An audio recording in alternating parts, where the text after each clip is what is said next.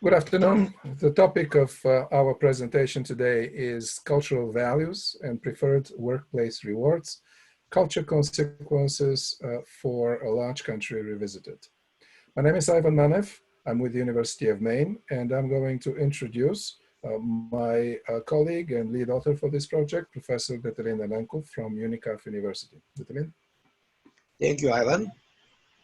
I'd like to emphasize that our study focused on two main research questions. What are the differences across subcultures within a large and diverse country, and what is their impact on business? It is important to note that cultural values vary not only across borders, but within them along the lines of regional subcultures. Notably, cultural variance within countries may even be greater than the variance across countries. So our paper explores cultural value differences and similarities between several regions in Russia, and also we study how regional subcultures shape a dominant preference for workplace rewards. The theory of our project is mostly based on the Schwartz value survey, which was first introduced by, of course, Schwartz in 1992. And in that survey, he actually provided instruments for measuring several cultural value orientations, namely hierarchy and egalitarianism, mastery and harmony, embeddedness and intellectual and affective autonomy. It is important to note that historical heritage, geographical location, religious affiliations, and languages have been found to, in extant research, to influence dominant cultural value orientations. So therefore, hypothesis 1 in our study states that there are differences in cultural value orientations between the Western Russia, Hardland Russia, and Muslim Russia. Moreover, 14 additional hypotheses have been postulated with regard to the direction of the differences of the targeted Russian subcultures. Speaking about our hypotheses, I'd like to give you a glimpse to see some of our other hypotheses, because they have been really focused on Schwartz cultural value orientations. Specifically, hypothesis 2 states that the Muslim Russian regions, including Tatarstan and Bashkortostan, will display higher mean scores on hierarchy than the rest of the Russian regions. Hypothesis 3 focuses on egalitarianism, the next of the Schwartz cultural value orientations, and it states that the Muslim Russian regions will display higher mean scores on egalitarianism than the rest of the Russian regions. Now, I'd like to mention that the final set of hypotheses in our study emphasized the influence of regional cultural value orientations on preferred workplace rewards. And accordingly, hypothesis 13 states that regional cultural value orientations in the Western Russia, Hardland Russia, and Muslim Russia are related to the prevailing preference for workplace rewards in these regions. Hypothesis 14 specifies that managers in Western Russia and Hardland Russia will exhibit a prevailing preference for monetary compensation and benefits.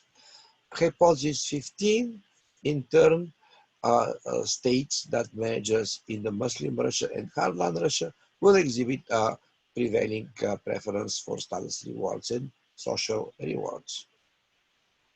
Speaking about the methodology, I'd like to emphasize that we use a multi-phase survey in the target regions in Russia, and we obtain data from 978 respondents with regard to the study of cultural values, and 421 respondents provided data on preferences for workplace rewards. Expert judges review procedure was used to develop measures of preferred workplace rewards following the methodology introduced by Smith and McCarthy in their seminal 1995 study.